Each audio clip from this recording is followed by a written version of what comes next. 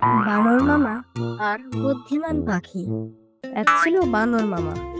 সে খুব দুষ্ট ছিল। সারাদিন গাছে গাছে লাফাতো, গাছের ফল পেড়ে খেত, আর যাকে তাকে বিরক্ত করত।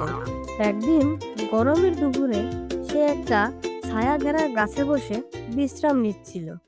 হঠাৎ তার কানে এলো এক মিষ্টি সুর, চি চি চি। এটা ছিল একটি ছোট্ট নীল পাখি। সে গাছের ডালে বসে গাইছিল। বানর মামা বলল, এই পাখি, এই গরমে গান গাইছো কেন? ঘুমাতে দিচ্ছ না একেবারে। বানর মামা, গান শুনলে মন ভালো হয়, তাই তো গাইছি। আপনি চাইলে আমি অন্য ডালে গিয়ে গাইবো। কিন্তু বানর মামা তো রেগে আগুন।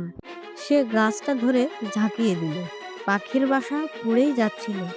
পাখি তখন বলল, বানর মামা, আপনি কি জানেন না যে অন্যের ক্ষতি করে তার নিজের বিপদ আসতে দেরি হয় না?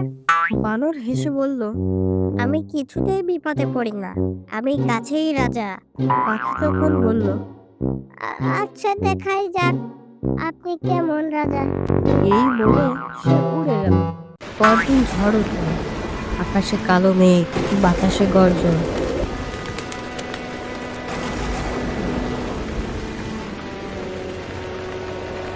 সব পশু পাখি নিজেদের ঘরে লোকালো।